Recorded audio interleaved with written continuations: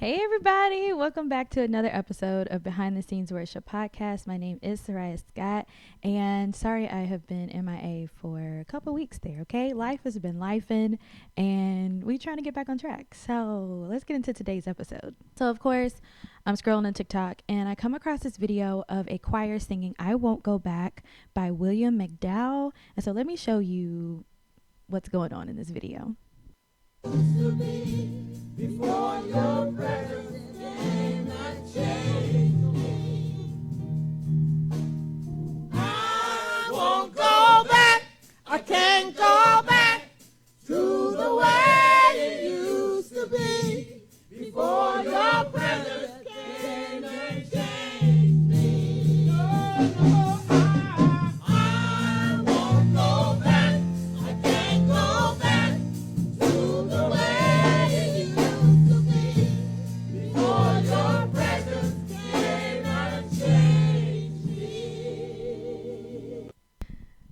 How cute is that? Okay, first of all, it was so cute to me, and honestly, it made my heart smile. It really, really did. Because it tells me that they are trying to diversify their worship, right? And so people were in the comments, and of course, I feel like people like literally devote time to just scouring lives just to try and find something that's funny and that's going to make them, go viral. And of course, people in the comments are just eating it up, like laughing and making fun of them and stuff like that. But my true first reaction was just to smile, because like I said, it literally shows that they are attempting to diversify their worship. And so here are a couple of things that I noticed after just watching this 30-something second clip. First thing that I noticed was that the majority of the demographic is seasoned Black saints, okay? I did see like a young woman off to, I guess it was the right side of the screen. But for the most part, they look like they are seasoned saints.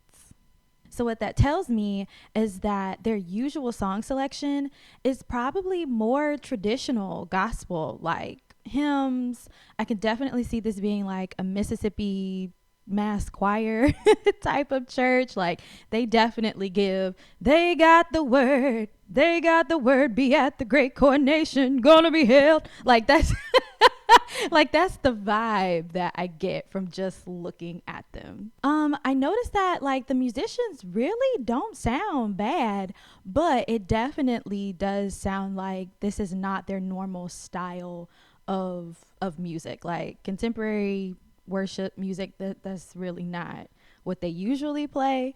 And just I don't know what it is, but my grandmother, she was a self-taught musician from Alabama, right? And from a town that don't even exist no more, right? And so the way that like there's a particular way that seasoned Black saints play piano that just lets me know that they were not their type of music that they usually go for or that they usually play is not like what William McDowell be doing. Listening to them, their voices definitely have like a heavy vibrato sound, which does not work for this type of song. And that's something that I've talked to a couple of groups about, is singing with heavy vibrato means that your breathing probably isn't where it needs to be, right? And so when you start doing this vibrato thing, like that's because I'm running out of air, or maybe I'm intentionally, vibrating my voice. But typically what it means is that I'm running out of air, so I'm trying to sustain this note. But what vibrato does is it has you alternating between two notes, so it kind of sounds like you're off, but you're really not. It's just I'm in between these two notes. And for CCM music, or the music like William McDowell does, there's not a lot of heavy vibrato in there. They sing a lot of like straight tones, which that is very indicative of this contemporary Christian music, and that's not the same as it is for traditional choir music. Now, also just observing, like I said, I don't know this church. I don't know the people that they have on staff there, but just observing this 30 or so second clip, it doesn't seem like they really have anyone up there to teach like the technique of this type of song. A couple of questions that came to my mind as I was watching this, and I've watched this over and over and over again. But some questions that came to my mind was, number one, who brought the song? Was this a song suggested by a choir member? Was it a song suggested by the choir director, by the musician? Was it by the pastor? Like, who brought this song, and what was their intent?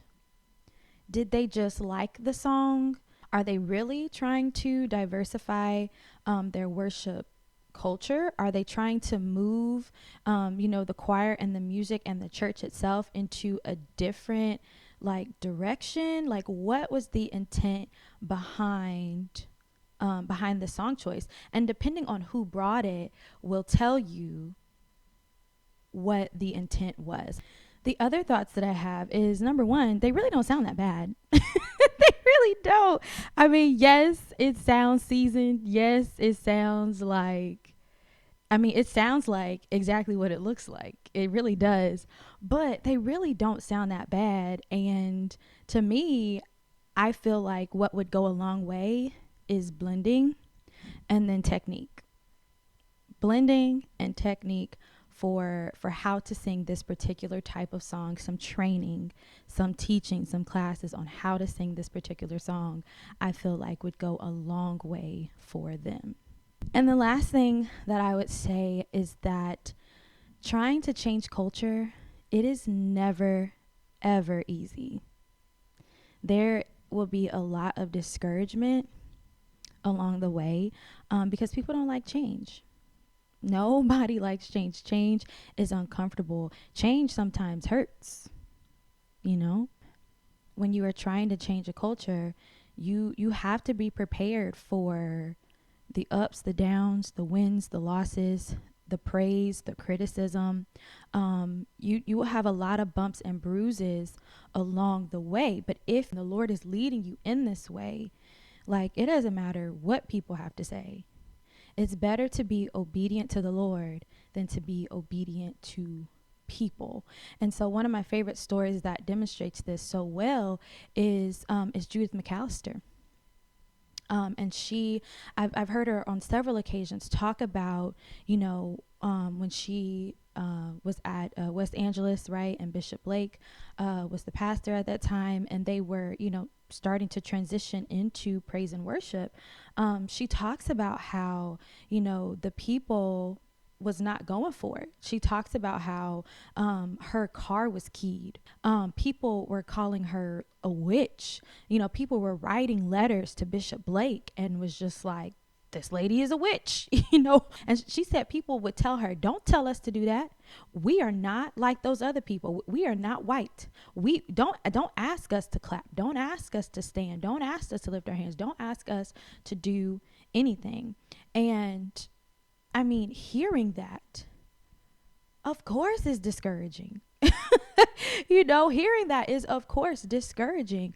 But what she had was the voice of God and her leader that supported her, right? And so she talks about how Bishop Blake says that the Lord showed him that that he wanted the worship to be something that that everybody could participate in, because at that time it was very, very choir heavy, right? And I'm not coming against choirs. I have nothing against choirs, but it was very, very choir heavy. And it ended up being like a lot of just the audience sitting and just listening and enjoying the choir, but it wasn't a whole lot of audience participation per se. And so his whole thing and his vision from the Lord was that everybody, from the choir to the ushers, to the whoever, would be able to participate in worship. And so that's why that whole change happened and that whole movement happened. And like I said, of course, Judith McAllister was discouraged. Of course it was, a long trek and trail, and she, had a lot of bumps and bruises and a lot of negativity and a lot of criticism. But now, some 30 years later, now people are finally catching on to the vision, right? And now people are praising her as this forerunner, as this trailblazer, right? But that's 30 years later. But she endured, she endured all of that in order to bring the Lord's vision, into the earth, right? I've been there too. At my church, I am the second worship leader to be appointed by the pastor, um, to lead worship in the church. And my background is Baptist. I grew up Baptist, but because I sang, I was able to participate and be in quite a few different services, from Assemblies of God to CCM to Kojic, to Samoan church. Like I was a full gospel. Like I was able to travel and to experience all these different types of worship. And then when I went to college, it was definitely CCM, because I was at Oral Roberts University. I was a part of Souls of Fire, and although we were the gospel choir, most of the times in chapel it would be CCM, right? And so right after college is when I got married, and then I moved to St. Louis, and then it was like 2-3 years later where I was appointed as the worship leader, right? And so I'm coming in with all of this different background, all this different experience, all these different sounds of worship, right? That I'm having to now try to figure out, okay, how do I blend all of that? How do I use all of that in this traditionally Pentecostal apostolic church, right? And so my experience, with worship was more of the praise and worship, was more of the contemporary worship, right? And although a lot of the songs that I was singing, or that was speaking to me, was written by Black people, right? It still had a very CCM sound, which is vastly different from apostolic Pentecostal sound, right? It was very difficult. It was very, very difficult to try and bring in newer songs, because it was a lot of, well, we all know these songs, and it was a lot of, there's too many new songs, and it was a lot of, well, I can't stand up and worship because I don't know it, like it was a lot. It was a lot of resistance. It was a lot of just people sitting down looking, and I think that they enjoyed it because they just, enjoyed good music. But it was very discouraging. And a lot of times I was just like, Lord, I really don't want to do this. Or like I would feel like, he was telling me to do a particular song or a particular type of song or whatever, but I would not do it because I was just like, but they not going to clap. They're not going to do anything. A lot of times it felt like I was alone. A lot of times it felt like I was, just out there by myself, because I didn't feel supported, but all I knew is what the Lord was leading me to do, and a lot of times the advice that we give, worship leaders is, well, what's speaking to you? Choose songs that are speaking to you. Choose songs that, that you're worshiping to, that you have a personal connection with, or a personal, revelation of. And it's like sometimes picking those songs, although you have a personal revelation, like sometimes it's just not, it just doesn't work in the church, because of the other factors of culture and what are they used to, and demographics and all that kind of stuff. And so it's hard. It is so hard. And and I can talk about it now because I feel like I finally come out on the other side of that. Like I've been the worship leader now for 4 years, and I finally feel like we've gotten to a place to where we can introduce more of the CCM contemporary song. I know for a fact that going through with the Lord is so much better than than being in rebellion. I'll say it like that. Going through with the Lord and enduring the hardships, the negativity, and the whatever. Going through with him is better than living in rebellion to him just for the acceptance and the praise of people. Because right, the Bible kind of talks about that. Like if all you want is the praise of people, if all you want is the acceptance of people, like that's the only reason why you're picking these songs, that's the only reason why you're saying these certain ad-libs, that's the only reason why you're doing this type of music, is just for the praise and the accolades of people, then that's all the reward that you're going to get. But that's not going to last you. Like the accolades and the praise of people is not going to last you. That is not going to sustain you. But what will sustain you and what will last is the Lord being pleased with you. What will last is those seeds of obedience that you have sown. What will last is your relationship with the Lord and the reward of the Lord for your obedience. I encourage you that if you are trying to change the worship culture, it's not going to be easy. It is very hard. But if you have a word from the Lord and the Lord is on your side and you are being obedient to him, I promise that you will be okay. That's it for this episode. Thank you guys so much for watching and listening. Don't forget to like, share, comment, and subscribe, and I'll see you in the next episode. Bye.